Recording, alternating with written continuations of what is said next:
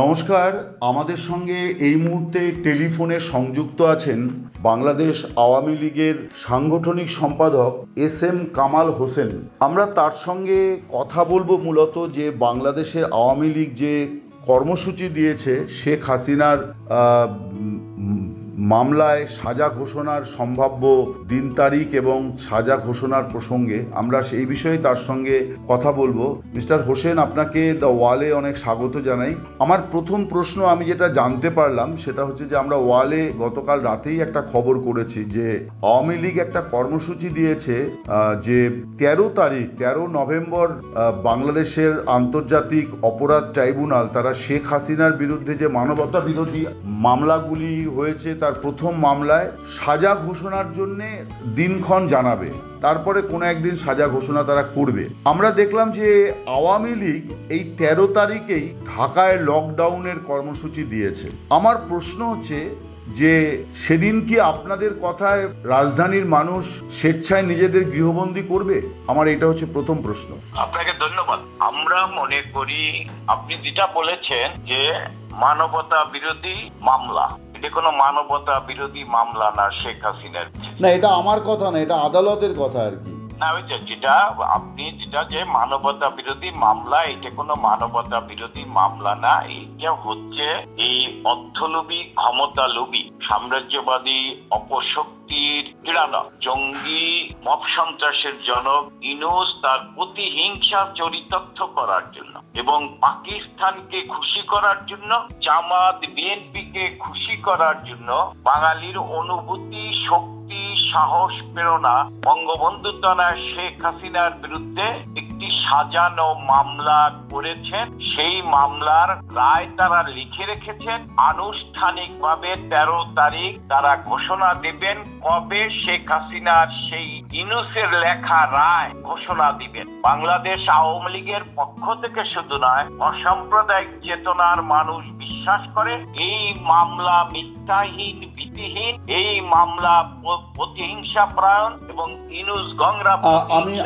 আমি আপনার এই বক্তব্যটা আমি বুঝতে পেরেছি। আমি যে প্রশ্নটা করেছি যে এই মামলার রায় আসার আগে আপনারা 13ই নভেম্বর লকডাউনের ডাক দিয়েছেন ঢাকায়। আমার প্রশ্ন হচ্ছে যে এই লকডাউন মানে হচ্ছে কিন্তু রাস্তা শুনশান, যেটাকে আমরা কারফিউর সময় দেখি, এবং লকডাউন মানে স্বেচ্ছায় মানুষকে গৃহবন্দী থাকতে বলা হচ্ছে।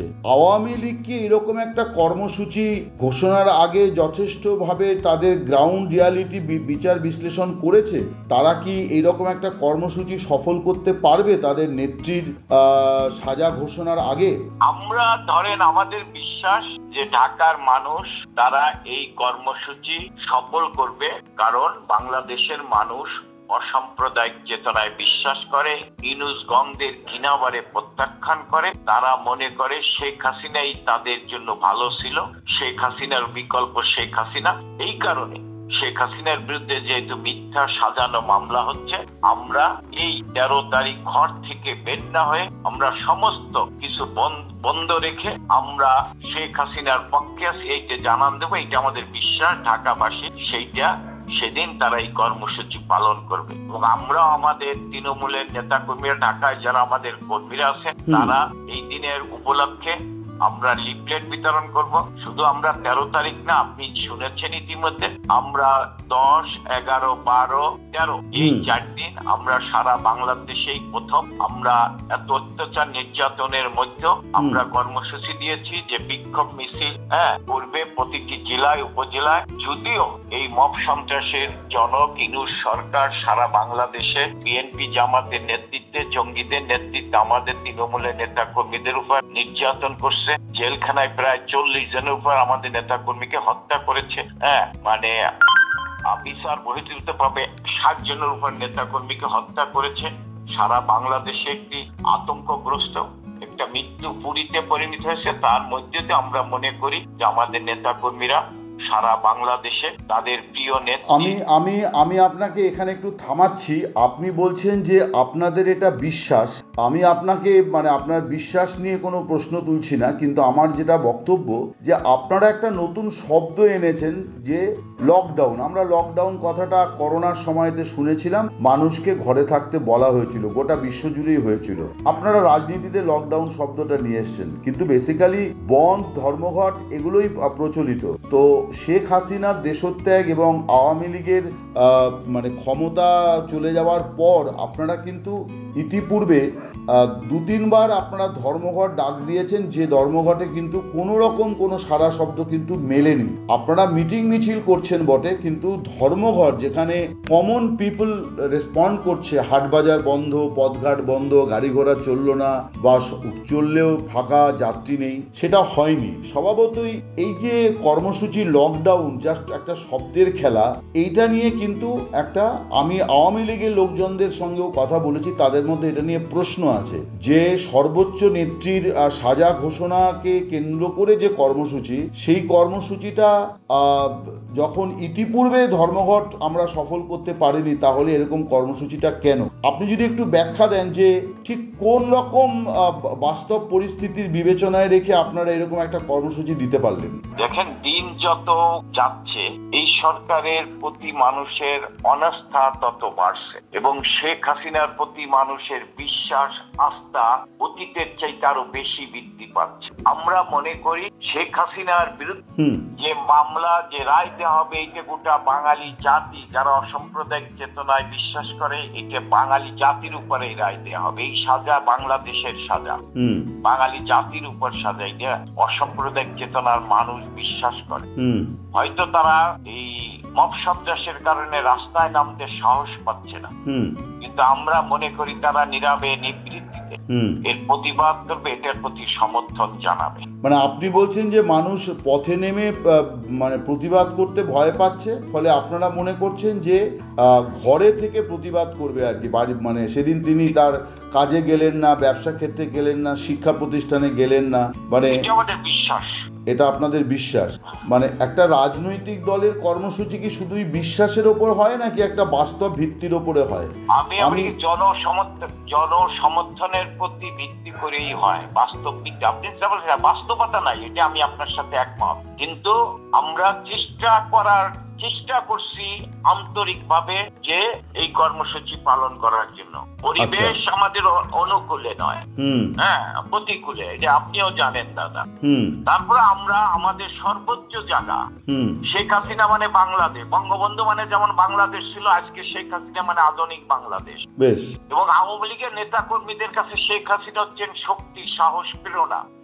তো আওয়ামী লীগের নেতা কর্মীদের কাছে না, অসাম্প্রদায়িক চেতনায় যে মানুষগুলো আছে তারা বিশ্বাস করে এখন 5ই আগস্টের আগের কথা হয়তো অন্যরকম হতে পারে, কিন্তু এখন মানুষ বিশ্বাস করে শেখ হাসিনা হচ্ছেন তাদের আস্থার ঠিকানা, শেখ হাসিনাই পারবে বাংলাদেশকে রক্ষা করতে, এটা মানুষ বিশ্বাস করে এখন।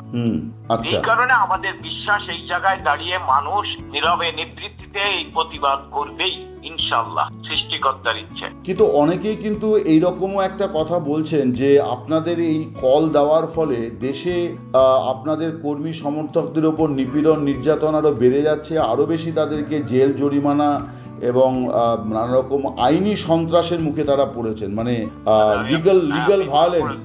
আপনি প্রশ্ন করছেন ঠিকই আছে, কিন্তু আমাদের নেতা কর্মীরা যখন কোনো কর্মসূচি নেয়নি তখনও তাদেরকে গ্রেপ্তার করা হয়েছে, তাদের বাড়ি লুট করা হয়েছে, বাপের সামনে ছেলেকে কুপিয়ে হত্যা করা হয়েছে, বাপের সামনে মেয়েকে ধরে নিয়ে রেপ করা হয়েছে। এমনি ভাবে আমাদের এখন প্রায় 3,40,000-এর মতো নেতা কর্মী গ্রেপ্তার।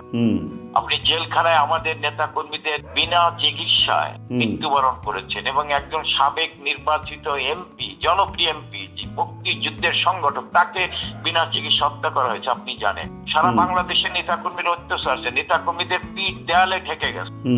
এবং আমাদের সাথে নেতা কর্মীদের যতটুকু, হ্যাঁ তারা কষ্টে আছে, তারা মানবতার জীবন যাপন করছে, কিন্তু তারা ঘুরে দাঁড়াতে চায়। তার মানে আপনার বক্তব্য আমি যেটা বুঝলাম যে দেয়ালে পিঠ ঠেকে গেছে, এখন পরিস্থিতি যাই হোক না কেন প্রতিবাদী একমাত্র পথ আর কি, এগোতে হবে। হ্যাঁ, আমরা একবার ব্যর্থ হবো, আবার তো আংশিক সফল হবো, আমরা এরপরে 75% সফল হবে, একটা চূড়ান্ত পর্যায়ে যে আমরা আঘাত করতে পারবো ইনশাল্লাহ। বেশ, আপনাকে অনেক ধন্যবাদ আমাদের সঙ্গে কথা বলার জন্য। আপনি ভালো থাকুন, নমস্কার। পলাতক শেখ হাসিনা 1 বছর পরও মাটিতে নামলেন না, জনগণের মুখোমুখি হলেন না, তবে আক্রমণ চালিয়ে গেলেন ভার্চুয়ালি। প্রশ্ন উঠছে, এই কি জননেত্রীর দায়িত্বশীলতা? শেখ হাসিনার ভাষণে ছিল একগুচ্ছ হুমকি, পুরনো অভিযোগ আর বিরোধীদের দোষারোপ। কিন্তু প্রশ্ন হচ্ছে, নির্বাচন নিয়ে কোনো জবাব নেই। ডক্টর ইউনূস, সেনাবাহিনী, গণমাধ্যম সবাইকে একহাত নিলেন, অথচ নিজের দলের ভেতরের দুর্নীতি নিয়ে একটাও কথা বললেন না। তিনি দাবি করলেন দেশ উন্নয়নের পথে, কিন্তু সেই উন্নয়ন কি শুধুই ভার্চুয়াল? যেখানে জনগণ নেই, গণতন্ত্র নেই, ভোট নেই, সেখানে কিসের উন্নয়ন? 1 বছর ধরে দেশের বাইরে থেকে ভার্চুয়াল বক্তৃতা দিলেও তিনি দেশে ফিরছেন না কেন? জনগণের সামনে দাঁড়াতে ভয় পাচ্ছেন কেন? আইন আদালতের মুখোমুখি না হয়ে কেবল হুমকি ধামকি দিলেই কি নেতৃত্ব প্রমাণিত হয়? এটাই কি সেই নেতৃত্ব যার উপর বাংলাদেশ ভরসা রাখবে? বাংলাদেশের ভবিষ্যৎ কি ভার্চুয়াল বক্তৃতায় বন্দী থাকবে, নাকি জনগণ এবার নিজেদের সিদ্ধান্ত নেবে মাঠে নেমে? আপনার মতে শেখ হাসিনার ভার্চুয়াল বক্তব্য কি বাস্তব রাজনৈতিক দায় এড়ানোর চেষ্টা, নাকি কৌশলগত পাল্টা আক্রমণ? তো আজকে এই পর্যন্তই, কিন্তু প্রশ্নগুলো এখানেই শেষ নয়। এই দেশ, এই রাজনীতি, এটা আমাদের সবার। আপনি, আমি, আমরা সবাই মিলে গড়ে তুলব সচেতনতার একটা মঞ্চ।